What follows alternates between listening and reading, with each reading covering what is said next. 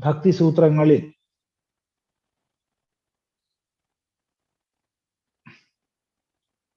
എന്തൊക്കെയാണ് ഭക്തി സാധനങ്ങൾ എന്ന് ചിന്തിക്കുന്ന ഭാഗമാണ്.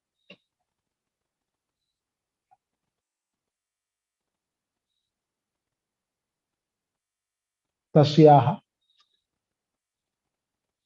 സാധനാനി ഗായന്തി ആചാര്യാഹ. അതിൽ ആദ്യത്തെ അഭിപ്രായം പറഞ്ഞു, തത്തു വിഷയത്യാഗാത് സംഗത്യാഗാത് ച അവ്യാവൃത ഭജനാത് ലോകേപി ഭഗവത് ഗുണശ്രവണ കീർത്തനാത്. ഇത്രയുമാണ് നമ്മൾ ചിന്തിച്ച ഭാഗം.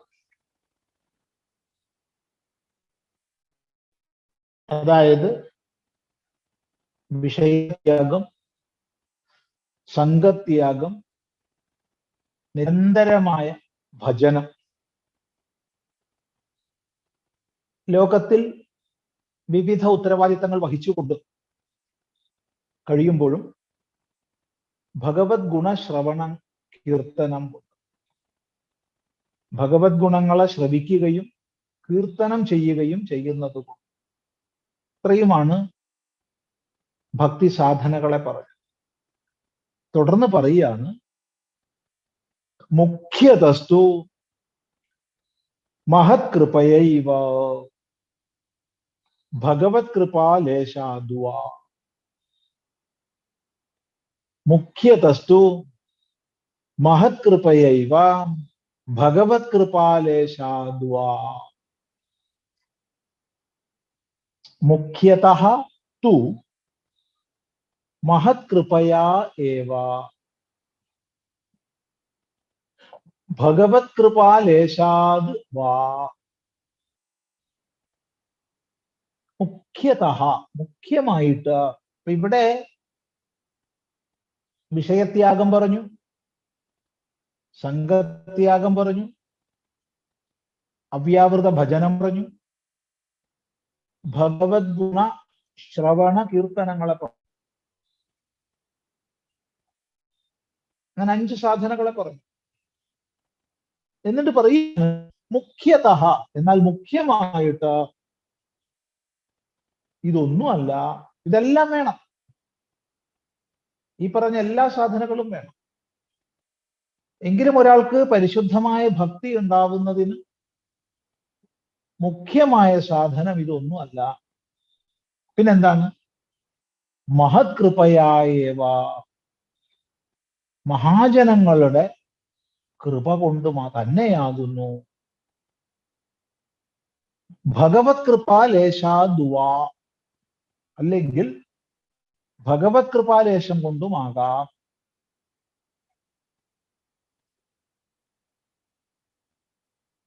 ഇവിടെ 2 സാധനകളാണ്. ഒന്ന് മഹത് കൃപ. മഹത് കൃപ എന്ന് പറഞ്ഞാൽ മഹാജനങ്ങളുടെ കൃപ. പരാഭക്തന്മാരും വിജ്ഞാനികളുമായി, പരമജ്ഞാനികളായി ലോകത്തിൽ കഴിയുന്നവർ മഹാപുരുഷന്മാർ.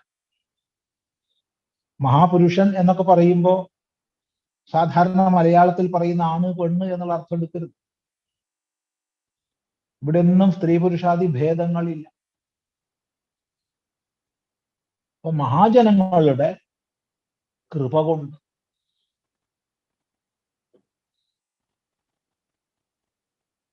മഹത് കൃപയാ. ഇവിടെ മഹത് കൃപയാ എന്ന് പറഞ്ഞത് ശ്രദ്ധിക്കേണ്ടത്. അതെങ്ങനെ നേടും?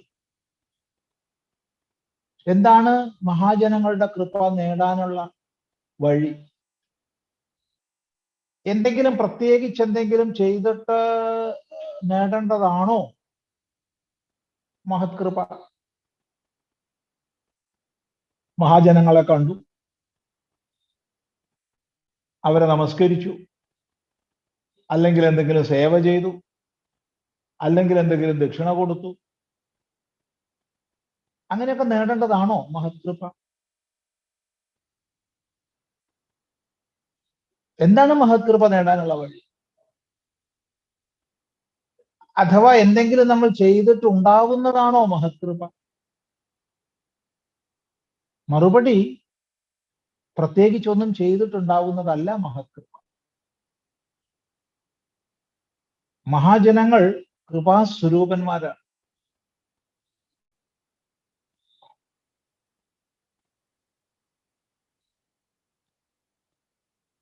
അഹൈതുകമായിരിക്കുന്ന കൃപയാണ്.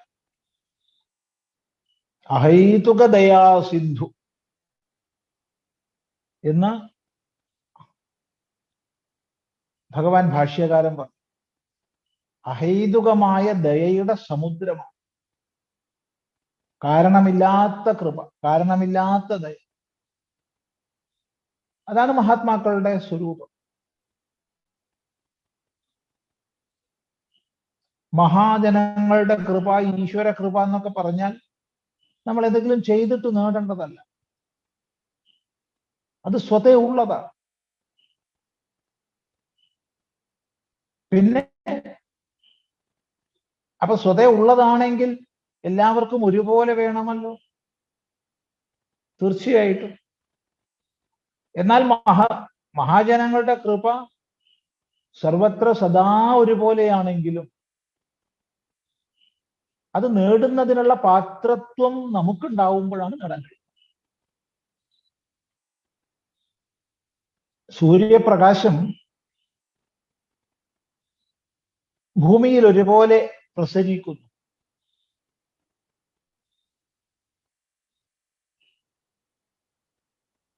ഒരു ഉദാഹരണമാണ്. സൂര്യപ്രകാശം പ്രസരിക്കാത്ത ഇടങ്ങളുണ്ട് എന്നൊന്നും ഇപ്പൊ പറയരുത്, ദൃഷ്ടാന്തത്തിന് വേണ്ടി മാത്രം പറയും. അവിടെ സ്വച്ഛമായ കണ്ണാടിയിൽ പൂർണ്ണമായി ഗ്ലാസ്സിൽ പ്രതിഫലിക്കും, പക്ഷെ കണ്ണാടികൾ അത്ര സ്വച്ഛമാകില്ല. ഗ്ലാസ്സിൽ പ്രതിഫലിക്കുന്ന അത്രയും സ്വച്ഛമാവില്ല ജലോപരിതലത്തിൽ. അങ്ങനെ വന്നാൽ മണ്ണ്, മണല്, പുൽപ്പര തുടങ്ങിയ സ്ഥലങ്ങളിൽ ഉണ്ടോ എന്ന് ചോദിച്ചാൽ ഉണ്ട്. ഇല്ല എന്ന് പറയാൻ പറ്റില്ല. കാരണം അത് ചെറിയ തോതിൽ പ്രതിഫലിപ്പിക്കുന്നു. എന്നാൽ മനുഷ്യന് കാണാൻ പോലും കഴിയാത്തത്ര സൂക്ഷ്മമാണ് അതിന്റെ മാത്രം. ഇവിടെ സൂര്യപ്രകാശം സർവത്ര ഒരുപോലെ വ്യാപിച്ചാലും ഓരോ ഉപാധിയും അതിന്റെ സവിശേഷത അനുസരിച്ചാണ് പ്രതിഫലിപ്പിക്കുന്നത്. ഇതുപോലെ തന്നെ മഹാജനങ്ങളുടെ കൃപ എങ്കിലും അത് നമ്മുടെ പാത്രത്വം അനുസരിച്ചാണ് പ്രകാശിക്കുന്നത്. അനുഭവവേദ്യമാണ്. എത്ര കണ്ട് നമ്മുടെ അന്ധകരണം ശുദ്ധമാണ്, അത്ര കണ്ട് സ്വതസിദ്ധമായ മഹത്കൃപ നമുക്ക് അനുഭവത്തിൽ വരും. വാസ്തവത്തിൽ സേവ, നമസ്കാരം തുടങ്ങി എന്തെല്ലാം സാധനകൾ പറയപ്പെട്ടിട്ടുണ്ടോ അത് മഹത്കൃപ ഉണ്ടാക്കാൻ വേണ്ടിയിട്ടല്ല, ഉള്ള മഹത്കൃപയെ അനുഭവിക്കാൻ വേണ്ടി, നമ്മളിൽ പാത്രത്വം വളർത്തുന്നതിന് വേണ്ടി. ഇത് മനസ്സിലാക്കണം.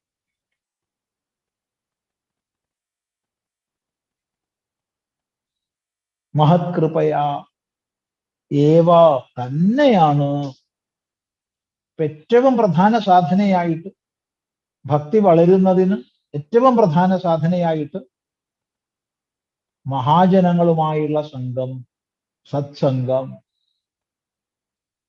ഇതാണ് ഇവിടെ പറയപ്പെട്ടത്. ഭക്താചാര്യന്മാരുടെ, പരമഭാഗവതന്മാരുടെ മുഴുവൻ ചരിതം നമ്മൾ പരിശോധിച്ചാൽ അത് പ്രാചീനമാകട്ടെ നവീനമാകട്ടെ നമുക്ക് കാണാൻ സാധിക്കും, ഏതെങ്കിലും പ്രകാരത്തിൽ മഹാജനങ്ങളുമായുള്ള സമ്പർക്കത്തിന്റെ ഫലമായിട്ടാണ് അവരുടെ ജീവിതത്തിലും വീക്ഷണത്തിലും എല്ലാം ഒരു വ്യതിയാനം പോലും സംഭവിച്ചത്.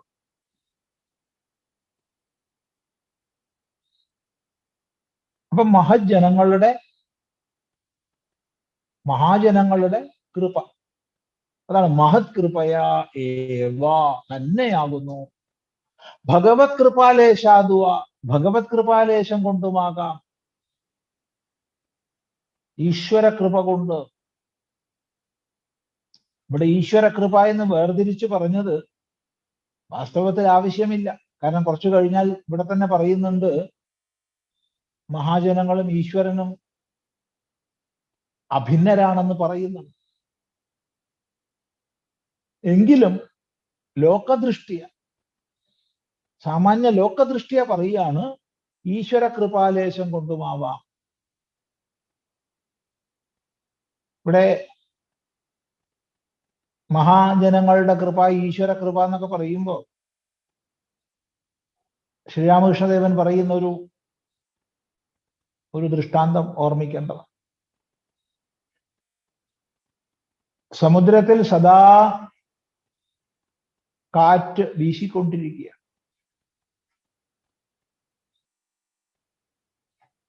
ആ സമുദ്രത്തിൽ പായ്ക്കപ്പലും ഉണ്ട്. എന്നാൽ ആ കാറ്റിന്റെ ഗുണം അതിന് കിട്ടണമെങ്കിൽ പായ വിടർത്തി കെട്ടണം. അത്രേ നമ്മൾ ചെയ്യണം. പായ വിടർത്തി കെട്ടാൻ നമ്മൾ തയ്യാറില്ലെങ്കിൽ കാറ്റുണ്ടായിട്ട് പ്രയോജനമില്ല, അത് അനുഭവവേദ്യമാകില്ല. പായ വിടർത്തി കെട്ടിയത് കൊണ്ട് കാറ്റുണ്ടായി, അങ്ങനെയല്ല. സ്വതവേ ഉള്ള കാറ്റ് പ്രയോജനത്തെ ചെയ്തു, പായ വിടർത്തി കെട്ടിയത്, അത്രയേ ഉള്ളൂ. ഇതുപോലെ സ്വതസിദ്ധമായ ഈശ്വരകൃപ, അല്ലാതെ ഈശ്വരകൃപ പ്രത്യേകിച്ച് നമ്മൾ എന്തെങ്കിലും ചെയ്യുന്നത് കൊണ്ടല്ല ഉണ്ടാവുന്നത്. അത് പ്രത്യേകിച്ച് മനസ്സിലാക്കണം. അത് സ്വതസിദ്ധമാണ്, സർവത്ര ഏകരൂപമാണ്. അല്ലാതെ ഞാൻ പൂജ കഴിച്ചുകൊണ്ട് കൃപ ഉണ്ടായി, അല്ലെങ്കിൽ ഞാൻ വഴിപാട് കഴിച്ചുകൊണ്ട് കൃപ ഉണ്ടായി, ദക്ഷിണ കൊടുത്തുകൊണ്ട് കൃപ ഉണ്ടായി പറഞ്ഞു എന്തോ വേണ്ടി ചെയ്താൽ അതിനനുസരിച്ച് കൃപ ഉണ്ടാവുന്നു, ഇല്ലെങ്കിൽ ഉണ്ടാവുന്നില്ല എന്നൊക്കെ പറയുന്നത്,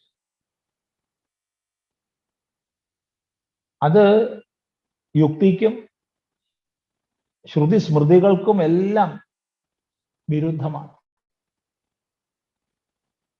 അപ്പൊ സ്വതസിദ്ധമായ ഭഗവത് കൃപ, മഹത് കൃപ, അതിന് നമ്മൾ പാത്രീഭൂതരാവുകയാണ്. ആ പാത്രത്വം വളർത്തിയെടുക്കാനാകുന്നു മറ്റെല്ലാ സാധനകളും വിഹിതമായിട്ടുണ്ട്. ഇങ്ങനെ ഈശ്വര കൃപ കൊണ്ടാകുന്നു, അല്ലെങ്കിൽ മഹാജനങ്ങളുടെ കൃപ കൊണ്ടാകുന്നു ഭക്തി, ശുദ്ധമായ ഭക്തി നമ്മളിൽ ഉണ്ടാകുന്നു. മഹാജനങ്ങളുടെ കൃപയെ സംബന്ധിച്ച് പറയുമ്പോൾ ഒരു വളരെ മനോഹരമായ ഒരു ചിത്രം, അതായത് ഈ സംസാര ക്ലേശങ്ങളിൽ അജ്ഞാനവശകരായി ഉഴറുന്നതും അവിടെ നിന്ന് ഗുരുവാൽ അഥവാ ഈശ്വരനാൽ രക്ഷിക്കപ്പെടുന്നതുമായ ഒരു ചിത്രം സുമനോഹരമായി വിദ്യാരണ്യസ്വാമികൾ തന്റെ പഞ്ചദശിയിൽ വരച്ച് കാണിക്കുന്നത് ഓർമ്മിക്കുക. എപ്പോഴാണ് ഈശ്വരനാൽ സമുദ്ധരിക്കപ്പെടുന്നത്, അല്ലെങ്കിൽ എപ്പോഴാണ് ഗുരുനാഥനാൽ സമുദ്ധരിക്കപ്പെടുന്നത്, ഇതാണ് വിഷയം. അത് പറയുന്നതിനായിക്കൊണ്ട് ആദ്യം സംസാരഗതിയെ വർണ്ണിക്കും. ആ വർണ്ണന ഇങ്ങനെയാണ്: കുർവതേ കർമ്മഭോഗായ കർമ്മ കർത്തും ച ഭുഞ്ജതേ നദ്യാം കീടാ ഇവാവർത്താത് ആവർത്താന്തരമാശുതേ വ്രജന്തേ ജന്മനോ ജന്മ ലഭന്തേ നൈവ നിർവൃതിം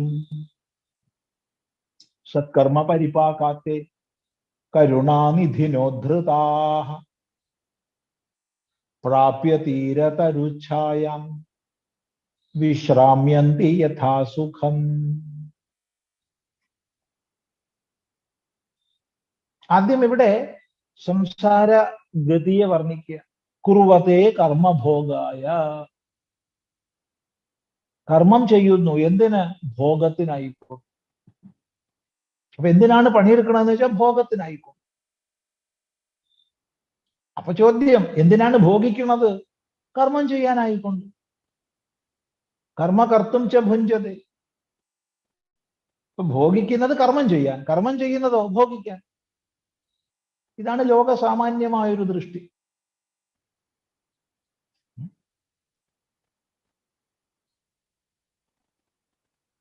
എന്തിനാ നിങ്ങൾ ജീവിക്കണത്? ഭക്ഷണം കഴിക്കാൻ. എന്തിനാ ഭക്ഷണം കഴിക്കുന്നത്? ജീവിക്കാൻ. അത്രയേ ഉള്ളൂ. അതിനപ്പുറത്തൊരു വീക്ഷണമില്ല. ഇതാണ് ലോകസാമാന്യ ദൃഷ്ടി. ഈ ദൃഷ്ടി പറയുമ്പോ സാധാരണ ഓർമ്മിക്കാറുണ്ട്. ഒരാള്, നമ്മൾ സാധാരണ മലയാളത്തിൽ പറയില്ലേ, എല്ലാം മുറിയെ പണിയെടുക്കുക എന്നൊക്കെ. അങ്ങനെ അധ്വാനിക്കുക. പണിയെടുക്കണം കേട്ടോ, നല്ലോണം പണിയെടുക്കണം. എത്ര അധ്വാനിക്കാമോ അത്രയും അധ്വാനിക്കണം. ഒരു നിമിഷം പോലും നമ്മൾ മടിയന്മാരായിട്ട് ഇരിക്കരുത്. ഒരു നിമിഷം പോലും അലസന്മാരായിട്ടും മടിയന്മാരായിട്ടും ഇരിക്കരുത്. എത്ര പണിയെടുക്കാൻ പറ്റും അത്ര പണിയെടുക്കണം. അതിൽ യാതൊരു സംശയവും. പക്ഷെ പണിയെടുക്കുന്നതിന് നമുക്കൊരു വീക്ഷണം വേണം. ഏതായാലും ഒരു കക്ഷി ഈ പറഞ്ഞതുപോലെ പണിയെടുക്കുക, എല്ലാം മുറിയെ എന്നൊക്കെ പറയാം. അപ്പൊ നമ്മൾ അദ്ദേഹത്തോട് ചോദിക്കുകയാണ്, നിങ്ങൾ എന്തിനാ ഇങ്ങനെ കഷ്ടപ്പെട്ട് പണിയെടുക്കുന്നേ? ഒന്ന് ശാന്തമായിട്ട്, ഒന്ന് മൃദുവായിട്ട്, ഒരല്പം വിശ്രമിച്ചിട്ടൊക്കെ എടുത്താൽ പോരെ? ആ, സ്വാമിക്ക് അത് പറഞ്ഞാൽ മതി. ഞാൻ പണിയെടുക്കാതിരുന്നാൽ എങ്ങനെയാ ഭക്ഷണം കഴിക്കുക? ഓ, പറഞ്ഞത് ശരിയാണെന്ന് എനിക്ക് തോന്നി. അതുകൊണ്ട് തന്നെ അയാൾ ഭക്ഷണം കഴിക്കാൻ പോകുമ്പോൾ ഞാൻ ഒളിച്ച്, അയാൾ കാണാതെ പാത്ത് പതുങ്ങി പിന്നാലെ പോയി. അയാളുടെ ശ്രദ്ധയിൽപ്പെടാതെ ഒളിച്ചും പാത്തും പതുങ്ങിയും പോയി. നോക്കുന്ന സമയത്ത് അയാൾ വാരി വലിച്ചു മുടങ്ങുക. അയാളാണ് ഭക്ഷണം കഴിക്കാനാ പണിയെടുക്കുന്നതെന്ന് പറഞ്ഞത്. അതൊന്ന് ആസ്വദിച്ച് കഴിക്കണ്ടേ? ആ കഴിക്കുന്നതിന്റെ ഒരു ചമ്മന്തി ആണെങ്കിൽ, ഒരു ചുട്ട പപ്പടവും കഞ്ഞിയാണെങ്കിൽ, ഇന്നതെന്നില്ല, എന്താ കഴിക്കണ വെച്ചാൽ ആസ്വദിച്ച് കഴിക്കണ്ടേ? വേറെ കറിയും വിഭവങ്ങൾ ഒന്നും ഇല്ലാന്ന് വെച്ചോളൂ, ഒരു തൊട്ടുകൂട്ടാനേ ഉള്ളൂ, അതൊന്ന് ആസ്വദിച്ച് കഴിച്ചൂടെ? അതില്ല, ഒന്നായിട്ട് വാരി വലിച്ചു ഒഴുകുക. അപ്പൊ ഞാൻ ചോദിച്ചു, നിങ്ങളല്ലേ ഭക്ഷണം കഴിക്കാൻ പണിയെടുക്കുക എന്ന് പറഞ്ഞത്? അതെ. എന്നാ ഈ ഭക്ഷണമെങ്കിലും ഒന്ന് മര്യാദയ്ക്ക് ഒന്ന് പതുക്കെ കഴിച്ചൂടെ? സ്വാമിക്ക് പറഞ്ഞാൽ മതി, ഞാൻ ഇവിടെ ഭക്ഷണം കഴിച്ചിരുന്നു, ആരാ പണിയെടുക്കുക? കുർവതേ കർമ്മഭോഗായ കർമ്മ കർത്തും ച ഭുഞ്ചതേ നദ്യാം കീടായി വാവർത്താത് അവർത്താന്തരമാശുതേ വ്രജന്തേ.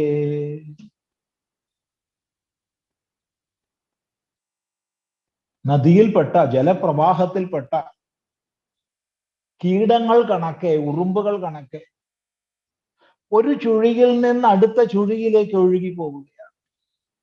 ആവർത്തത്തിൽ നിന്ന് മറ്റൊരാവർത്തത്തിലേക്ക്. എങ്ങനെയാ ഒഴുകണത്? വേഗത്തിൽ.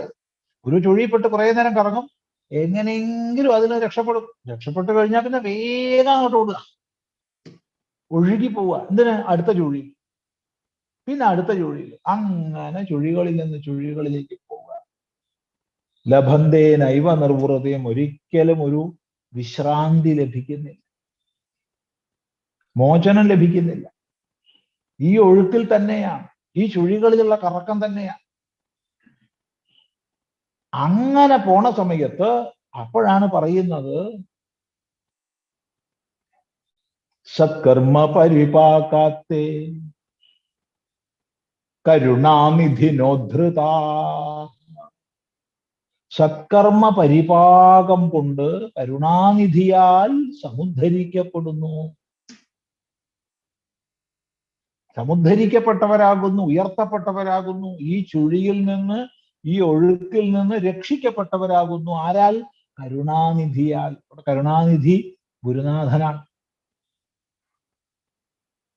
ഇപ്പൊ പറഞ്ഞ മഹാജനം അഥവാ ഈശ്വരൻ, ഏതർത്ഥം പറഞ്ഞാലും വിരോധമില്ല. കൃപാസ്വരൂപന്മാരായ മഹാപുരുഷന്മാർ, കൃപാസ്വരൂപനായ ഈശ്വരൻ, അവനാണ് കരുണാനിധി. അപ്പോൾ എപ്പോഴാണ് കരുണാനിധിയാൽ ഉദ്ധരിക്കപ്പെടുന്നത്? ഈ കറങ്ങണത് കാണുമ്പോൾ തന്നെ അങ്ങോട്ട് ഉദ്ധരിച്ചുകൂടെയിരുന്നു. അത്ര വലിയ കരുണാനിധിയാണെങ്കിൽ, വലിയ കരുണാനിധിയാണ് ഈശ്വരനെങ്കിൽ, ചോദ്യം 1, എന്തിനവരെ ഈ കഷ്ടപ്പാടിലേക്ക് ഇട്ടു? ചോദ്യം 2, കഷ്ടപ്പെടുന്നത് കാണുമ്പോ രക്ഷിക്കേണ്ടിയിരുന്നു. ഇത് കുറെ കറങ്ങി ഒഴുകി എന്നിട്ടാണല്ലോ. അവിടെയാണ് മറുപടി, സത്കർമ്മ പരിപാകാത്. ഈ കറങ്ങണതിന്റെ ഇടയ്ക്കും ഒഴുകണതിന്റെ ഇടയ്ക്കും ഒക്കെ നമുക്ക് കർമ്മങ്ങൾ ചെയ്യാനുള്ള അധികാരമുണ്ട്. നമ്മൾ ഒഴുകുകയാണ്, എന്നാലും നമുക്ക് കർമ്മം ചെയ്യാൻ അധികാരം. നമ്മൾ സ്വയം കറങ്ങുകയാണ്, എന്നാലും നമുക്ക് കർമ്മം ചെയ്യാൻ അധികാരം. ഈ സംസാരത്തിൽപ്പെട്ട് ഉഴറുന്ന സമയത്തും നമ്മൾ എല്ലാവരും നിരന്തരം കർമ്മം ചെയ്തുകൊണ്ടാണ് ഇരിക്കുന്നത്. നഹി കശ്ചിത് ക്ഷണമപി ജാതു തിഷ്ഠത്യ കർമ്മകൃത്. ഒരു കർമ്മവും ചെയ്യാതെ ആരും ഇരിക്കുന്നില്ല. എല്ലാവരും ഒന്നല്ലെങ്കിൽ മറ്റൊരു പണി എടുത്തുകൊണ്ടിരിക്കുക. ശരീരം കൊണ്ടില്ലെങ്കിൽ വാക്കുകൊണ്ട്, വാക്കുകൊണ്ടില്ലെങ്കിൽ മനസ്സുകൊണ്ട്, മനസ്സുകൊണ്ടില്ലെങ്കിൽ ദേഹം കൊണ്ട്, അങ്ങനെ അങ്ങനെ അങ്ങനെ.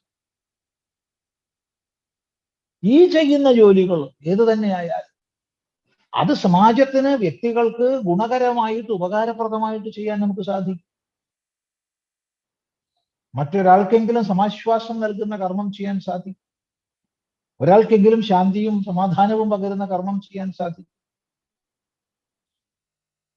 ഒരാൾക്കെങ്കിലും ക്ലേശനിവൃത്തിക്ക് ഉപകരിക്കുന്ന കർമ്മം ചെയ്യാൻ സാധിക്കും. അങ്ങനെ പുണ്യകർമ്മങ്ങൾ ചെയ്യുന്നതിനനുസരിച്ച് സത്കർമ്മങ്ങൾ ചെയ്ത് സത്കർമ്മങ്ങളുടെ പൂർണ്ണത വരുമ്പോ, പരിപാകം വരുമ്പോ ആണ് സമുദ്ധരിക്കപ്പെടുന്നത്. അതിനുള്ള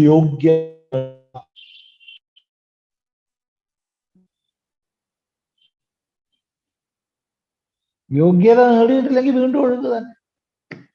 എപ്പോഴാണോ യോഗ്യത നേടുന്നത് അപ്പോ കരുണാനിധിയാൽ ഉദ്ധരിക്കപ്പെടും. ഇതാണ് ഇവിടെ പറയാൻ ഉദ്ദേശിച്ചത്. അവിടെ തുടർന്ന് അത് മുന്നോട്ട് പറയുന്നുണ്ട് വിദ്യാരണ്യ സ്വാമികൾ. പ്രാപ്യ തീര തരുച്ഛായാം വിശ്രാമ്യന്തി യഥാ സുഖം എന്നാണ് അവിടെ പറഞ്ഞത്. അങ്ങനെ ഉദ്ധരിക്കപ്പെട്ടാൽ ആ നദിയുടെ തീരത്തിലുള്ള വൃക്ഷത്തിന്റെ ഛായയിൽ സുഖമായിട്ടിരിക്കുന്നു എന്നാണ് പറയുന്നത്.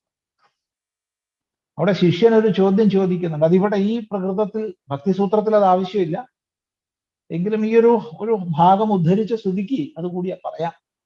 അവിടെ ശിഷ്യൻ ഗുരുനാഥനോട് ചോദിക്കുന്ന ഒരു സംശയമുണ്ട്.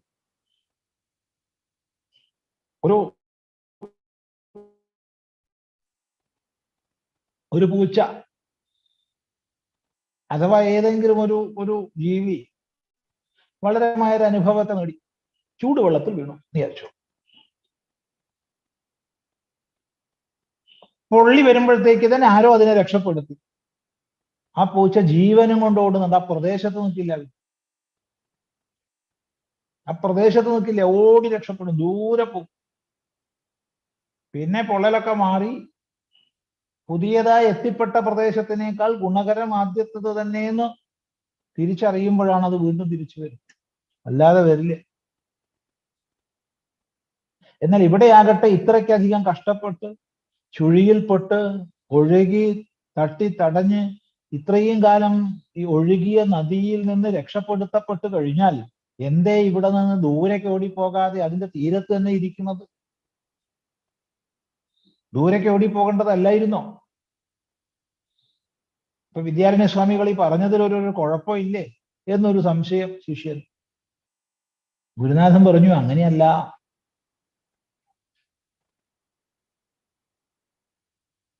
താനിതിൽ നിന്ന് സമുദ്ധരിക്കപ്പെട്ടു, ഇനി തനിക്കിത് തന്നെ ബാധിക്കുന്നില്ല. ഇതിനെ തീർത്തും സാക്ഷിഭാവത്തിൽ ആസ്വദിച്ച് നോക്കിയിരിക്കാൻ കഴിയും.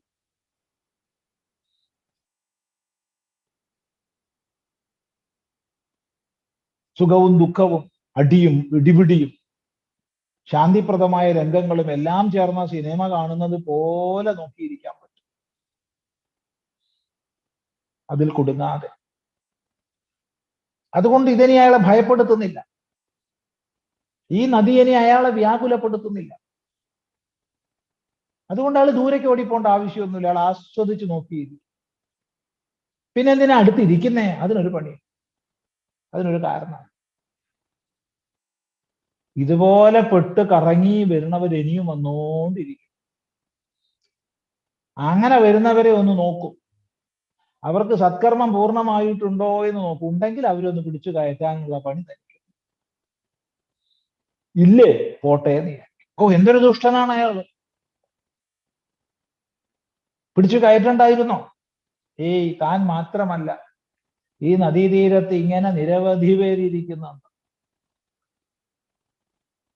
അതുകൊണ്ട് യോഗ്യത നേടുമ്പോഴേ സമുദ്ധരിക്കപ്പെടും, യോഗ്യത നേടുമ്പോ സമുദ്ധരിക്കപ്പെടും. ഇങ്ങനെയാണ് വാസ്തവത്തിൽ സത്കർമ്മ പരിപാകം കൊണ്ടാണ് നമ്മൾ ഭഗവത് കൃപയ്ക്ക് അഥവാ മഹാകൃപയ്ക്ക്, മഹാജനങ്ങളുടെ കൃപയ്ക്ക് പാത്രമാകുന്നത്. ഇത് പ്രത്യേകിച്ച് മനസ്സിലാക്കണം. എന്നാൽ ഇവിടെ വലിയൊരു പ്രശ്നമുണ്ട്. എന്താണ് പ്രശ്നം? അതാണ് അടുത്ത സൂത്രം. നോക്കൂ. മഹത് സംഗസ്തു ദുർലഭോ ഗമ്യോ മോഘശ്ച.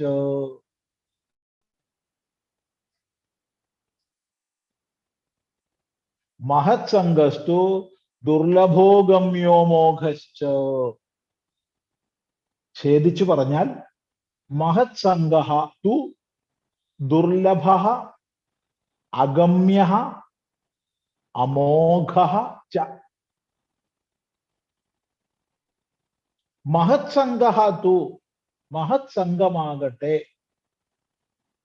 മഹാജനങ്ങളുമായുള്ള സംഘമാകട്ടെ, മഹാത്മാവുമായിട്ടുള്ള സംഘമാകട്ടെ, ദുർലഭമാണ്,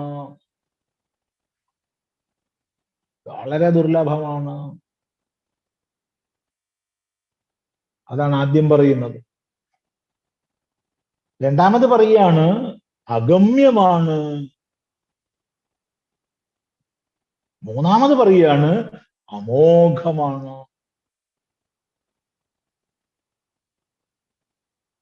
അപ്പൊ മഹാപുരുഷനുമായിട്ടുള്ള സംഘം, മഹാത്മാക്കളുമായിട്ടുള്ള സംഘം ആദ്യം പറയുന്നു ദുർലഭമാണ്.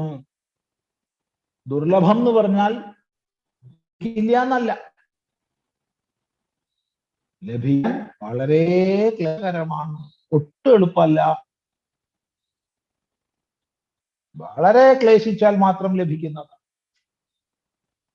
വളരെ ക്ലേശിച്ചാൽ മാത്രം ലഭിക്കുന്നതാണ് മഹാജനങ്ങളുമായിട്ടുള്ള സംഘം. ജന്മജന്മാന്തരങ്ങളിൽ ചെയ്ത സത്കർമ്മത്തിന്റെ പൂർണ്ണതയിലെ വാസ്തവത്തിൽ ഒരു മഹാത്മാവിനെ ലഭിക്കും, അല്ലെങ്കിൽ ലഭിക്കില്ല. ദുർലഭം.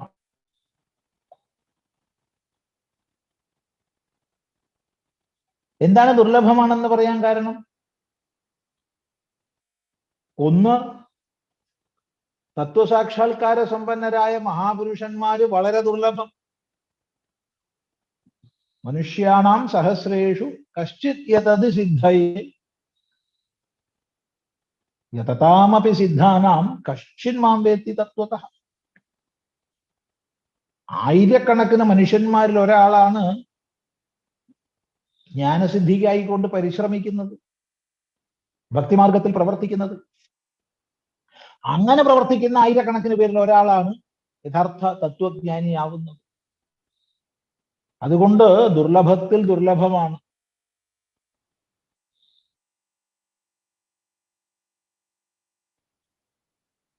രണ്ട്, നമുക്ക് ലഭിക്കാനുള്ള പാത്രത്വം ഉണ്ടാവണം, നമുക്ക് ലഭിക്കാനുള്ള യോഗ്യതയുണ്ടാവണം.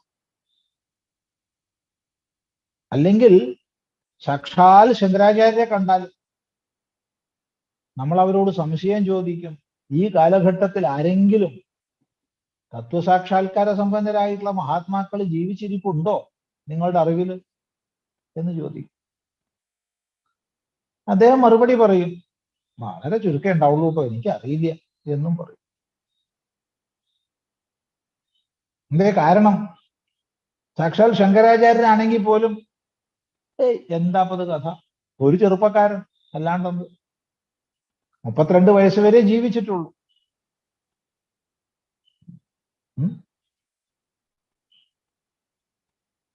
അപ്പൊ മഹാത്മാവൊക്കെ ആവണമെങ്കിൽ പല പരിഗണനകളും നമ്മൾ ചെയ്യും.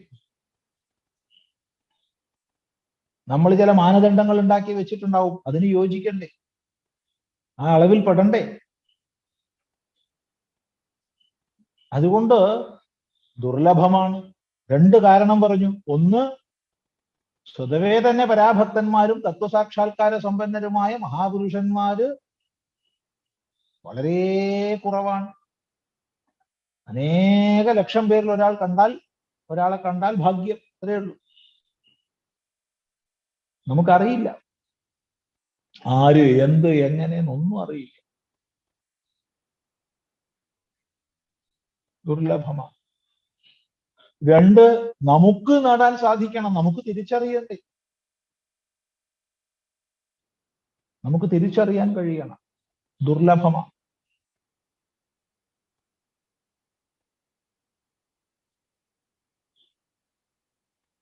ഈ സൂത്രം നമുക്ക് ഒന്നായിട്ട് അർത്ഥം ചിന്തിക്കാം. അതോടൊപ്പം പറയാണ്, അഗമ്യമാണ്, ഗമിക്കാൻ സാധിക്കുന്നില്ല. ഒരു മഹാത്മാവ് ലഭിക്കുക ദുർലഭമാണ്, ലഭിച്ചാൽ തന്നെ അടുത്ത് ഗമിക്കാൻ പറ്റുന്നില്ല.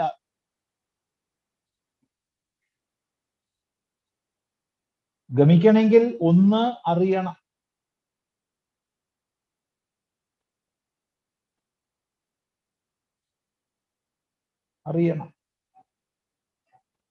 അറിയുന്നതിന് തടസ്സമായി പലപ്പോഴും നമ്മൾ ഉണ്ടാക്കി വെച്ച മാനദണ്ഡങ്ങൾ ഉണ്ടാവും. നമ്മൾ അളന്നു തൂക്കി, നമ്മുടെ അളവിനും തൂക്കത്തിനും യോജിച്ചാൽ മാത്രമേ ഒരാളെ മഹാത്മാവായിട്ട് നമ്മൾ പറയൂ. ഇത് വലിയൊരു പ്രശ്നമാണ്, അഗമ്യമാണ്. മറ്റൊന്ന്, മഹാപുരുഷന്മാര് പലപ്പോഴും പല ഭാവങ്ങളിൽ പെരുമാറി എന്ന് വരും.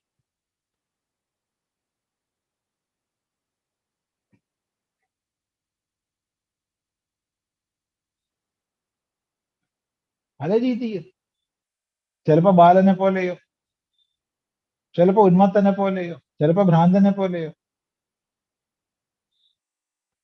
ചിലപ്പോ അടുപ്പിക്കാത്ത വിധം വലിയൊരു മതിൽക്കെട്ടിന് ഉള്ളിലോ, ചിലപ്പോ അമിത സ്വാതന്ത്ര്യത്തിൽ യാതൊരു മഹത്വബോധവും മറ്റേയാൾക്ക് തോന്നാത്ത വിധത്തിലോ ഒക്കെ പെരുമാറിയുന്നത്. അഗമ്യമാണ്.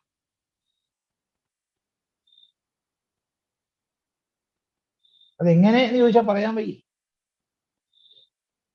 അടുത്ത സൂത്രത്തിൽ പറയാൻ പോകുന്നുണ്ട്, ലഭ്യതേവി തത്കൃപയൈവ. അത് അടുത്ത സൂത്രത്തിൽ പഠിക്കുമ്പോൾ നമുക്ക് പഠിക്കാം. അതുകൊണ്ട് അഗമ്യമാണ്, പലപ്പോഴും അഗമ്യമാണ്.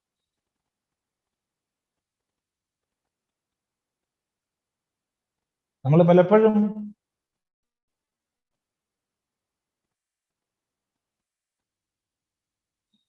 ഓർമ്മിക്കാറുള്ളൊരു ദൃഷ്ടാന്തം നിങ്ങളോടും പലപ്പോഴും പങ്കുവെച്ചിട്ടുണ്ടാവാം, അറിയില്ല. പങ്കുവെച്ചിട്ടുണ്ടോ ഇല്ലയോ എന്ന് അറിയില്ല. കുറേ മുമ്പ് നടന്നൊരു സംഭവം, ഒരു 100-ലധികം വർഷങ്ങൾക്ക് മുൻപുള്ള സംഭവമാണ്. 100 അല്ല, 100-ലധികം വർഷങ്ങൾക്ക് മുമ്പ്. ഇവിടെ കേരളത്തില്, അന്ന് കേരള അല്ലല്ലോ, ഈ മലബാർ മദ്രാസ് പ്രവിശ്യയുടെ ഭാഗമാണ്. കുറച്ചു ഭാഗങ്ങൾ നാട്ടുരാജാക്കന്മാര് ഭരിക്കുന്നുണ്ട് കുറച്ച്. അങ്ങനെയൊക്കെയുള്ള കാലഘട്ടത്തില് ഒരു 4-5 ചെറുപ്പക്കാർ ആരിൽ നിന്നൊക്കെയോ കേട്ടു, വലിയൊരു മഹാത്മാവ്, സിദ്ധനായിരിക്കുന്ന ഒരു ജ്ഞാനിയായിരിക്കുന്ന ഒരു മഹാത്മാവ് താമസിക്കുന്നുണ്ട് തമിഴ്നാട്ടിലെ ചിദംബരത്തിനടുത്ത്. ഇവര് ആഗ്രഹിച്ചു അദ്ദേഹത്തെ പോയി ദർശിക്കണം. അന്ന് മദിരാശിയിൽ നിന്ന് ഇങ്ങോട്ട് തീവണ്ടിയുണ്ട്. പാലക്കാട് നിന്ന് തീവണ്ടി കയറി അത് കഴിഞ്ഞ് കാളവണ്ടിയിലും നടന്നും പല രീതിയിൽ കഷ്ടപ്പെട്ട് അവർ സഞ്ചരിച്ച് ഈ പറയുന്ന ചിദംബരത്ത് ഈ മഹാത്മാവ് താമസിക്കുന്ന സ്ഥലത്തിനരികെ എത്തിച്ചു. എത്ര കഷ്ടപ്പെട്ടിട്ടുണ്ടാവും അക്കാലത്ത് ആലോചിച്ച് നോക്കൂ. അപ്പോഴാണ് ആ മഹാത്മാവ് ഇരിക്കുന്ന മുറിയിൽ നിന്ന് പൊട്ടിച്ചിരികൾ കേൾക്കുന്നത്. പല നേരം പോക്കും പറഞ്ഞ് പൊട്ടിച്ചിരിക്കുക. ഉടനെ ഇവര് ചിന്തിച്ചു, ഇതെന്ത് മഹാത്മാവ്? മഹാത്മാവൊക്കെ എന്താ പൊട്ടിച്ചിരിക്കേ, കഥ പറയേ? ഇയാളെ കാണേണ്ട ആവശ്യമില്ല എന്ന് നിശ്ചയിച്ചു. അവര് മടങ്ങി.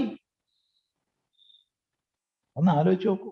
അവര് വിചാരിച്ചത് മഹാത്മാവ് എന്ന് പറഞ്ഞാൽ മുണ്ടാണ്ടിരിക്കണം, 90 ഡിഗ്രിയിലായിരിക്കും ദേഹം, കയ്യൊക്കെ ഒരു വടീന്റെ മുകളിൽ വെച്ചിട്ടുണ്ടാവും, നീണ്ട താടി ഉണ്ടാവും. ആരെങ്കിലും വന്നാൽ ഭക്ത വത്സ 2-3 വാക്ക് ചോദിക്കുക, വല്ല ഭസ്മം എടുത്തു കൊടുക്കുക. ഇതൊക്കെ ആയിരിക്കാം അവര് വരച്ചു വെച്ചൊരു ചിത്രം. ഇത് തമാശ പറഞ്ഞ് പൊട്ടിച്ചിരിക്കുക. ഇത് മഹാത്മാവല്ല എന്ന് ഉറപ്പിച്ചു. അവര് തിരികെ വന്നു.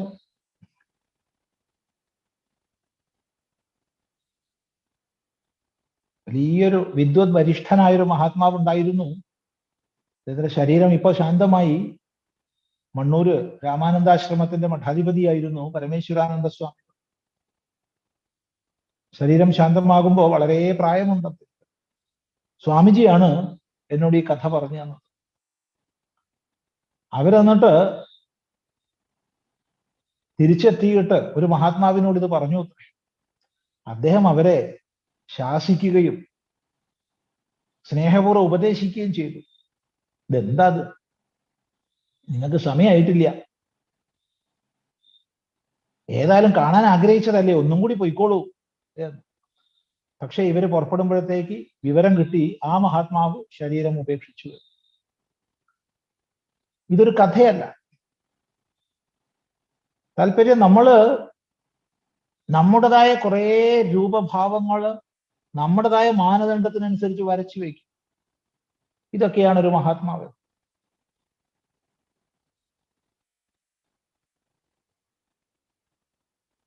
നേരത്തെ ഇവിടെ ഞാൻ പറഞ്ഞല്ലോ പരമേശ്വരാനന്ദ സ്വാമികളെ കുറിച്ച്. നമ്മൾ വളരെ അടുത്ത് ഇടപഴകിയിരുന്നു. സ്വാമിജി വലിയ വിദ്വാനാണ്, വാക്കുകൊണ്ട് വർണ്ണിക്കാനാവാത്ത അത്ര അറിവിന്റെ നിധിയാണ്. പാലക്കാട് ജില്ലയിലാണ് മണ്ണൂർ രാമാനന്ദാശ്രമം, അവിടുത്തെ മഠാധിപതിയായിരുന്നു. സ്വാമിജിയുടെ അടുത്ത് കച്ചവടക്കാര് ചെന്നാൽ കച്ചവടത്തെ പറ്റിയേ പറയും, അതൊന്നും പറയും. അപ്പൊ അവരൊക്കെ മനസ്സിലാക്കി വെച്ചിട്ടുള്ള സ്വാമിജി കച്ചവടത്തിൽ അഗ്രഗണ്യം. കൃഷിക്കാർ ചെന്നാൽ കൃഷിനെ പറ്റി, അതെങ്ങനെയുണ്ട്, എത്ര നെല്ലുണ്ട്, എത്ര പറണ്ടായി, എത്ര വിതച്ചു, എന്താ അപ്പൊ അതങ്ങനെ കുറഞ്ഞു പോയത്, എന്താ കൂടിയത്, ഇതൊക്കെ മറ്റ് സുഖങ്ങളിലേക്ക് സഞ്ചയിക്കുന്നത് തന്നെ സ്വാമിജി തടയും. ഇതൊക്കെ പറഞ്ഞിട്ടൊരു മറ സൃഷ്ടി. പക്ഷേ അടുത്തിടപഴകുമ്പോൾ നമുക്ക് മനസ്സിലാവും അവിടുത്തെ ആഴം എന്തോ. വലിയ വാത്സല്യമായിരുന്നു സ്വാമി, വലിയ വാത്സല്യം. സ്വാമിജിയെ ഓർമ്മിക്കുക.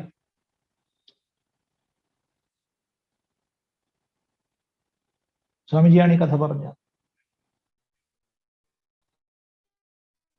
അപ്പൊ താത്പര്യം, പല മാനദണ്ഡങ്ങൾ അനുസരിച്ച്.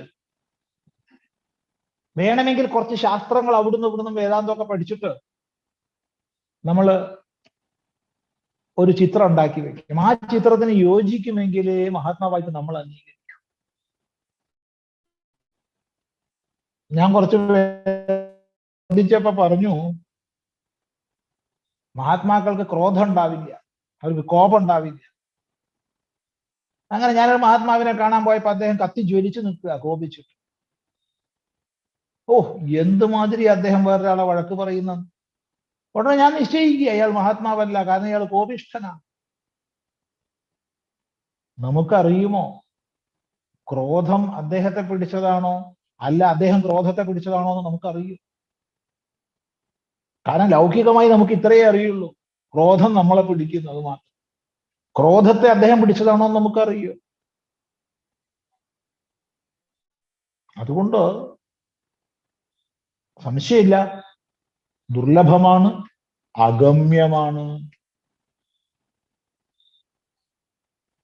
സാക്ഷാൽ ശങ്കരാചാര്യര് പലപ്പോഴും വിദ്വത് വരിഷ്ഠന്മാരുമായി വാദത്തിന് പോകുന്ന സമയത്ത് അവര് പലരും സ്വീകരിക്കാൻ മടിച്ചിരുന്നു. ഈ മീശ മുളയ്ക്കാത്ത പയ്യനോടാണോ നമ്മൾ ചർച്ച ചെയ്യേണ്ടത്? മീശ പോലും മുളച്ചിട്ടില്ല, അതിനു മുമ്പുള്ള പയ്യനോട് ചർച്ചയ്ക്ക് നിൽക്കാനോ? പക്ഷേ സംസാരിച്ചപ്പോഴോ അവരെല്ലാം അവിടുത്തെ ശിഷ്യന്മാരായി മാറി. ചിന്തിക്കും. അഗമ്യ. ഇനി ഏതെങ്കിലും വിധേന ഗമിച്ചാലോ, മഹാസംഘം ലഭിച്ചാലോ, അമോഘശ്ച, അത് അമോഘമാകുന്നു. അത് അങ്ങേയറ്റം നമ്മളെ വിലമതിക്കാനാവാത്തതാകും.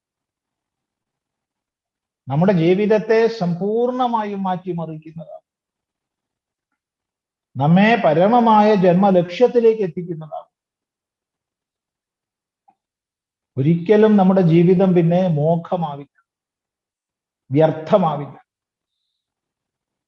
നമ്മുടെ ജീവിതം സാർത്ഥകമാകും. പക്ഷേ ഇവിടെ മഹാത്മാവിനെ ലഭിക്കുക എന്നുള്ളതിന്റെ ആന്തരിക അർത്ഥം നമ്മൾ മനസ്സിലാക്കും. അപ്പോൾ മഹത് സംഗസ്തു ദുർലഭ അഗമ്യ അമോഘശ്ച.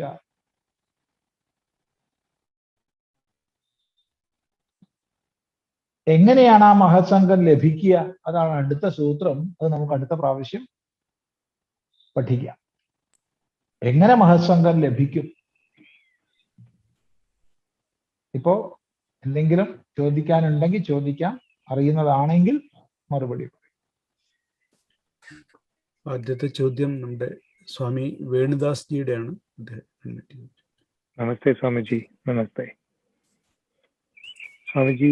ഒരു മനുഷ്യ ജന്മം നമസ്തേ നമസ്തേ നമസ്തേ സ്വാമിജി. ഒരു മനുഷ്യ ജന്മം സഫലീകൃത സാക്ഷാത്കൃതങ്ങളാകുന്നത് എപ്പോഴാണ്, എങ്ങനെയാണ് എന്നറിയാൻ ആഗ്രഹം സ്വാമിജി.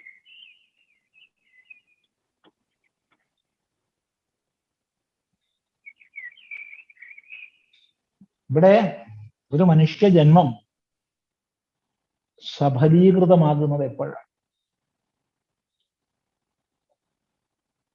വ്യാവഹാരിക തലത്തിലും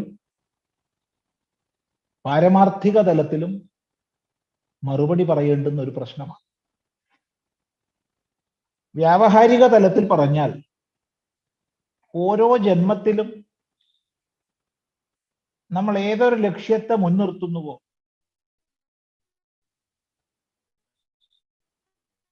ആ ലക്ഷ്യത്തെ പ്രാപിക്കുമ്പോൾ ജന്മം സഫലമായി എന്നുള്ള ഒരു വൃത്തി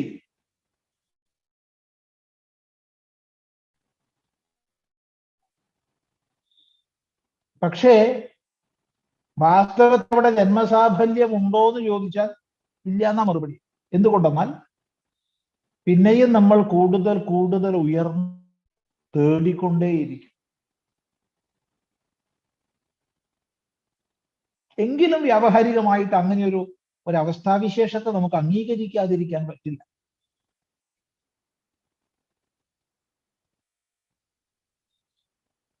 കാരണം നമ്മുടെയൊക്കെ കാഴ്ചപ്പാടനുസരിച്ച്, ജീവിത വീക്ഷണം അനുസരിച്ച് നിശ്ചിതങ്ങളായ പരിമിതങ്ങളായ പല ലക്ഷ്യങ്ങളെയും നമ്മൾ മുൻനിർത്തും. അതിനെ പ്രാപിക്കുമ്പോൾ സന്തോഷമായി. എത്രയോ പേര് പറഞ്ഞു കേട്ടിട്ടുണ്ട്, ആർക്കൊരു ഉപദ്രവവും ചെയ്യാണ്ട് ജീവിച്ചു, മക്കളെയൊക്കെ പഠിപ്പിച്ച് വലുതാക്കി, എന്നാൽ കഴിയുന്നതൊക്കെ ചെയ്തു, ഇനിയിപ്പോ പോവാൻ തയ്യാറായിരിക്കുക എന്ന്. നല്ലത് തന്നെ, അതും ഒരു കൃതാർത്ഥത തന്നെയാണ്. അതിന് നമുക്ക് ഒരിക്കലും കുറച്ചു കാണാൻ പറ്റില്ല. പക്ഷേ അവിടെ തീർത്തും ആപേക്ഷികമാണ് ആ കൃതാർത്ഥത. എവിടെയൊക്കെ എത്തി എന്ന് താൻ സങ്കല്പിച്ച മക്കൾ അവിടെയൊന്നും അല്ല എത്തിയതെന്ന് തിരിച്ചറിയുമ്പോൾ, അഥവാ എങ്ങോ ഉയരത്തിലെത്തി തന്റെ മകൻ അഥവാ മകളെന്ന് വിചാരിച്ചിരിക്കുമ്പോൾ ആ മകൻ മകൾ താഴെ വീഴുമ്പോ, പൊട്ടിച്ചിതറുമ്പോ, തന്നെ പ്രേമിച്ചു എന്ന് താൻ കണക്കാക്കുന്നവര് വിരുദ്ധമായി പെരുമാറുമ്പോ, സ്വസ്ഥമാണെന്ന് താൻ കരുതിയ ദേഹത്തിൽ രോഗാദിബാധകൾ വന്ന് അസ്വസ്ഥമാകുമ്പോ,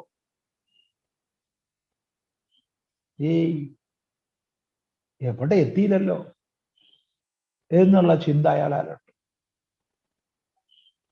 എങ്കിലും അപേക്ഷിക തലത്തിൽ അതൊരു കൃതാർത്ഥതയാണെന്ന് പറയും. അത് നമ്മൾ ഒരിക്കലും താഴ്ത്തി കാണരുത്. എന്നാൽ നമ്മളെല്ലാവരും മനുഷ്യരാണല്ലോ. മനുഷ്യരെ സംബന്ധിച്ച് നമ്മൾ എപ്പോഴും അന്വേഷിക്കുന്നത് സ്വാതന്ത്ര്യമാണ്. മറ്റെന്ത് തന്നെ ഉണ്ടെങ്കിലും നമ്മൾ പിന്നെയും അന്വേഷിച്ചുകൊണ്ടേയിരിക്കും. കാരണം നമ്മൾ പരമമായ സ്വാതന്ത്ര്യത്തെ അഭിലഷിക്കുന്നവരാണ്. സ്വാതന്ത്ര്യത്തെ അഭിലഷിക്കുക എന്നുള്ളത് മനുഷ്യരുടെ മാത്രം സവിശേഷതയാണ്. എല്ലാ ജന്തുക്കളും സ്വാതന്ത്ര്യത്തെ അഭിലഷിക്കുന്നു.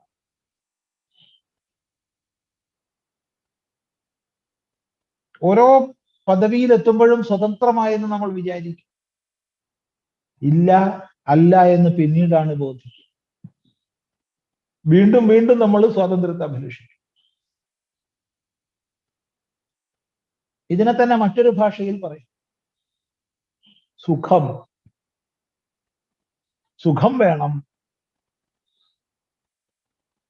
വേറെ സ്വർഗം വേണമെന്നൊന്നും പറയുന്നില്ല. സുഖം വേണം. എവിടെ നിന്ന് സുഖം ലഭിക്കും? സുഖം തേടിയുള്ള യാത്ര. ഓരോ സാഹചര്യത്തിലും ഓരോ വസ്തുവെ നേടുമ്പോഴും സുഖം നേടും. പക്ഷേ അതിനപ്പുറവും ഇപ്പുറവും ദുഃഖം തന്നെ. അത് പരിമിതമാണെന്ന് അറിയുന്നു, അത് നശ്വരമാണെന്ന് അറിയുന്നു. സുഖം സുഖമല്ലാതാകുന്നു, വീണ്ടും തേടുകയാണ്. ഈ യാത്രയിൽ യല്ലബ്ധ്വാച പരം ലാഭം മന്യത്തെ നാധികം തതഃ.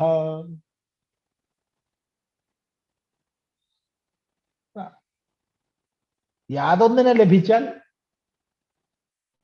പിന്നെ അതിൽ പരം മറ്റൊന്ന് ലഭിക്കേണ്ടതായിട്ടില്ലയോ? ആ പരമമായ ലാഭം എന്ത്? ആ ഒരു കൃതാർത്ഥതയിലേക്ക് നമ്മളെ നയിക്കുന്നത് എന്ത്? താൻ പരിപൂർണനാണെന്നുള്ള ബോധം,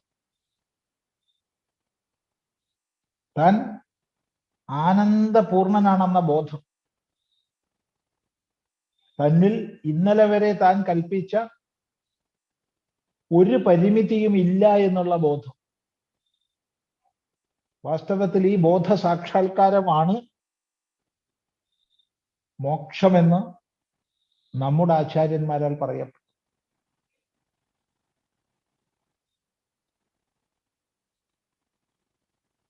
ഇവിടെയാണ് മനുഷ്യൻ കൃതാർത്ഥനാവുന്നത്. ഇതാണ് മനുഷ്യ ജന്മത്തിന്റെ സാഫല്യമാവും. ഈ ഒരു തത്വവിജ്ഞാനത്തിലേക്കുള്ള ഉയർച്ച, അഥവാ ഈ ഒരു തത്വവിജ്ഞാനത്തിലുള്ള പ്രതിഷ്ഠ, അതിനെയാകുന്നു നമുക്ക് ജന്മസാഫല്യം എന്ന് പറയാം. ഇത് മാത്രമേ ജന്മസാഫല്യം ഉള്ളൂ എന്ന് പറയരുത്. കാരണം വ്യാവഹാരിക തലത്തിൽ പലതും. ദുഃഖിക്കുന്ന ഒരാൾക്ക് സാന്ത്വനം നൽകാൻ കഴിയുമ്പോൾ, അങ്ങനെ പലർക്ക് സാന്ത്വനം നൽകി സ്വയം ഉരുകി തീരുമ്പോൾ അതിന്റെ കൃതാർത്ഥതയുണ്ട്. അതില്ലെന്ന് പറഞ്ഞുകൂടാ. രോഗികളെ സേവിക്കുമ്പോൾ, ദുഃഖിക്കുന്നവരുടെ കണ്ണീരൊപ്പുമ്പോൾ, അന്യഥാ അനാഥത്വം വഹിച്ചവരെ സനാഥരാക്കുമ്പോൾ,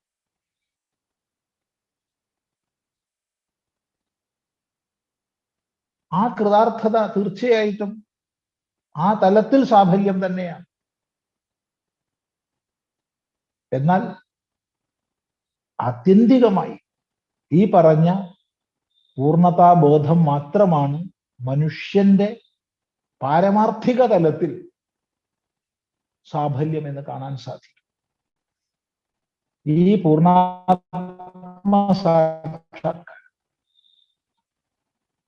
പൂർണ്ണാസു സമീക്ഷ്യതാം, പൂർണ്ണാത്മാവിനെ നല്ലതുപോലെ സ്വയം താനെന്ന് ദർശിച്ചാലും ആ ദർശനത്തിൽ സ്വയം ബ്രഹ്മാസ്മി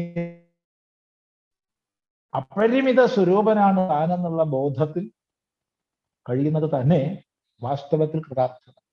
അയാൾ പിന്നെ ഒന്നും ആഗ്രഹിക്കുന്നില്ല, ഒന്നും പ്രാപിക്കേണ്ടതില്ല. നൈവ തസ്യ കൃതേനാർത്ഥോ നാ കൃതേനേഹ കശ്ചന. അയാൾക്ക് ചെയ്തതിനെ കൊണ്ട് ഒന്നും നേടാനില്ല, ചെയ്യാത്തതിനെ കൊണ്ടുമില്ല. അയാൾ എന്തും ചെയ്യാൻ തയ്യാറാ, അയാൾക്കാഴ്ച ഒന്നും ചെയ്യുന്നില്ല. ആ ഒരു അവസ്ഥ അത് പുറമേ നിന്ന് നമുക്ക് അളക്കാനോ മനസ്സിലാക്കാൻ കഴിയും. നിഷ്ഠയാണ് അത്. പുറമേ സന്യാസിയെന്നോ ബ്രഹ്മചാരിയെന്നോ ഗൃഹസ്ഥനെന്നോ വാനപ്രസ്ഥനെന്നോ പ്രത്യേകിച്ച് പറയുന്നത് കൊണ്ട് ഒന്നും പറയാൻ കഴിയില്ല. അത് ആത്മനിഷ്ഠ കൊണ്ടേ കഴിയും. പൂർണ്ണാത്മനിഷ്ഠ വളരെയധികം ചർച്ചകൾ ചെയ്യേണ്ട ഒരു വിഷയമാണ്. അതേ സമയത്ത് ചർച്ചകൾക്ക് അതീതമായ വിഷയവുമാണ്. നമ്മുടെ ബൗദ്ധികമായ വൈശദ്ധ്യത്തിന് മാത്രമാണ് ചർച്ചകൾ ചെയ്യുന്നത്. പക്ഷേ ചർച്ചകൾ ചെയ്ത് എവിടെയെങ്കിലും നിഗമനത്തിലെത്താൻ കഴിയുന്ന ഒരു വിഷയമല്ല. എങ്കിലും സാമാന്യമായി ഈ പറഞ്ഞതിൽ അടങ്ങിയിട്ടുണ്ട് ഈ ചോദ്യത്തിനുള്ള ഉത്തരം. ഇനി ഇതിൽ നിന്ന് കൂടുതൽ വിപുലീകരിച്ച് നമുക്ക് പോകണം. വാസ്തവത്തിൽ ഈ ഒരു അവസ്ഥയെ നമുക്ക് ശാസ്ത്രത്തിൽ പാരമാർത്ഥികമായ സന്യാസം എന്ന് നമുക്ക് പറയാം. പാരമാർത്ഥികമായ സന്യാസം, അത് കാവ്യ ഉടുത്തത് കൊണ്ട് പാരമാർത്ഥിക സന്യാസാവില്ല, പേര് മാറ്റിയത് കൊണ്ട് പാരമാർത്ഥിക സന്യാസാവില്ല. ഈ യേഷാ ബ്രാഹ്മീ സ്ഥിതി പാർത്ഥ നൈനാം പ്രാപ്യ വിമുഹ്യതി സ്ഥിത്വാസ്യാം അന്ധകാലേപി ബ്രഹ്മനിർവാണം ഋച്ഛതി എന്ന് ഭഗവാൻ ഗീതയിൽ പറയുന്നതുണ്ടല്ലോ. അല്ലേ അർജുന, ഇത് ബ്രാഹ്മീ സ്ഥിതിയാണ്, ബ്രഹ്മസംബന്ധിയായ ബ്രഹ്മത്തിൽ അഭിന്ന വൃത്തിയിൽ കഴിയുന്ന സ്ഥിതിയാണ്. ഇതിനെ പ്രാപിച്ചു കഴിഞ്ഞാൽ പിന്നെ മോഹിക്കില്ല, പിന്നെ നേടാൻ ഒന്നുമില്ല, പൂർണ്ണനായി. ഒന്നും നേടാനില്ല, നഷ്ടപ്പെടാനുമില്ല. ഈ സ്ഥിതിയിൽ അവസാന കാലത്തിലെങ്കിലും ഇരുന്നാൽ അവൻ നിർവാണമായി. അവസാന കാലത്തിലെങ്കിലും ഇരുന്നാൽ. അപ്പൊ ആദ്യം ഇരുന്നാലോ ജീവൻ മുക്തനാകുന്നു. ആ ജീവൻ മുക്തൻ തനിക്ക് ചുറ്റും ആനന്ദത്തെ പ്രസരിപ്പിക്കുന്നു. വളരെ ഗഹനമാണ്, സാമാന്യമായി പറഞ്ഞെന്ന് മാത്രം. നമസ്തേ. നമസ്തേ സ്വാമി. നമസ്തേ സ്വാമിജി. അടുത്ത ചോദ്യം ഹരീഷ് ജിയുടെയാണ്. ഹരീഷ് ജി. നമസ്തേ സ്വാമിജി. സ്വാമിജി, ആ തത്വത്തിന്റെ സ്വഭാവമായിട്ട് എപ്പോഴും പ്രകൃതി ചേർന്ന് നിൽക്കുന്നു എന്ന് പറയുന്നുണ്ടല്ലോ. അപ്പൊ എപ്പോഴും ചേർന്ന് നിൽക്കുന്നെങ്കിൽ എങ്ങനെ വേറെ തിരിച്ചറിയും? ഈ പ്രകൃതിനെ അടിസ്ഥാനപരമായിട്ടൊരു മൂവ്മെന്റ് എന്നുള്ള നിലയ്ക്ക് കാണാൻ പറ്റുമോ? കാരണം ഇവിടെ പ്രകൃതിയെ പരമാത്മാവിൽ നിന്ന്, പരമേശ്വരനിൽ നിന്ന് വേർതിരിച്ച് പറയേണ്ടുന്നത് ലോകത്തിന്റെ സൃഷ്ടി, സ്ഥിതി, സംഹാരം തുടങ്ങിയവയെ പഠിക്കുമ്പോൾ മാത്രമാണ്. അല്ലാതെ വേർതിരിക്കേണ്ട ഒരാവശ്യം. അഗ്നിയിൽ നിന്ന് ഉഷ്ണതയെ വേർതിരിക്കാൻ കഴിയാത്തതുപോലെ അഗ്നിയിൽ നിന്ന് ഉഷ്ണതയെ വേർതിരിക്കേണ്ടുന്ന ആവശ്യകതയില്ലാത്തതുപോലെയാണ്. അതുകൊണ്ട് ഈശ്വരനിൽ നിന്ന് പ്രകൃതിയെ വേർതിരിക്കേണ്ട എന്നാണ് പറയാ. കാരണം അനന്യമാണ്. അനന്യമായതിൽ നിന്ന് എങ്ങനെ വേർതിരിക്കും? അഗ്നിയിൽ നിന്ന് ഉഷ്ണതയെ എങ്ങനെ? എവിടെയാണോ ഉഷ്ണത അവിടെ അഗ്നി സാന്നിധ്യം നമ്മൾ മനസ്സിലാക്കും. എവിടെ അഗ്നി അവിടെ ഉഷ്ണത നമ്മൾ മനസ്സിലാക്കും. അല്ലാതെ അഗ്നി എന്ന് പറയുമ്പോൾ ജ്വാലയായിട്ട് കത്തിക്കില്ല. അത് അഭിന്നമാണ്, അഭ്യമാണ്. ഇതുപോലെയാണ് പരമേശ്വരനും മായാശക്തിയും അഥവാ പ്രകൃതി. സാഖ്യദർശനത്തിൽ ഭിന്നങ്ങളാണ് പ്രകൃതിയും പുരുഷനും. അത് നമുക്ക് അംഗീകരിക്കാൻ പ്രയാസമുണ്ട്. അതുകൊണ്ട് അനന്യവും അഭിന്നവുമാണ്. വേർതിരിക്കേണ്ടതില്ല. എന്നാൽ നമ്മൾ വേർതിരിക്കും. എന്തിനു വേണ്ടിച്ച വിദ്യാർത്ഥിക്ക് ഈ സൃഷ്ടിയെക്കുറിച്ച് വർണ്ണിച്ചു കേൾക്കും. സൃഷ്ടിയെക്കുറിച്ചുള്ള ബോധം ഉണ്ടാക്കി കൊടുക്കുക. അങ്ങനെ സൃഷ്ടിയെക്കുറിച്ച് ബോധം വരുമ്പോൾ മനസ്സിലാവും ഈശ്വര ഭിന്നമായിട്ടൊരു പ്രകൃതി ഉണ്ടായിട്ടല്ല, ഈശ്വര അഭിന്നമായി തന്നെ നിലകൊള്ളുന്നു എന്ന് മനസ്സിലാവും. ശ്രദ്ധിക്കും. അതുകൊണ്ട് പ്രകൃതിയെ വേർതിരിക്കേണ്ടതില്ല എന്നാണ് പറയാനുള്ളത്. അതുകൊണ്ട് ദേവിയെ, മായയെ, ശക്തിയെ ഈശ്വരനായിട്ട് ശിവനായിട്ട് കാണുക, ശിവനെ ഈശ്വരിയായിട്ട് ശക്തിയായിട്ട് കാണുക. ആ ഒരു അഭേദ ദർശനം അതാണ് നമുക്ക് വേണ്ടത്. അതാണ് പറയാനുള്ളത്. അതിന് കൂടിയേ തീരുന്നുണ്ടെങ്കിൽ ഒരു 10 മിനിറ്റ് കൂടി ചോദിക്കാം, അറിയുന്നതാണെങ്കിൽ പറയാം.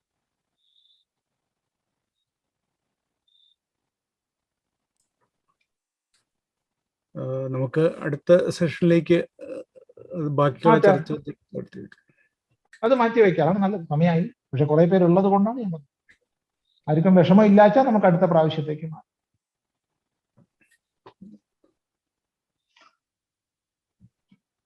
ഓം സർവേ ഭവന്തു സുഖിനഃ, സർവേ സന്തു നിരാമയാഃ, സർവേ ഭദ്രാണി പശ്യന്തു, മാ കശ്ചിത് ദുഃഖഭാഗ് ഭവേത്. ഓം ശാന്തി ശാന്തി ശാന്തി. ഓം ഗുരുർബ്രഹ്മ ഗുരുർവിഷ്ണു ഗുരുർദേവോ ഈശ്വര, ഗുരു സാക്ഷാത് പരം ബ്രഹ്മ. തസ്മൈ ശ്രീ ഗുരവേ നമഃ.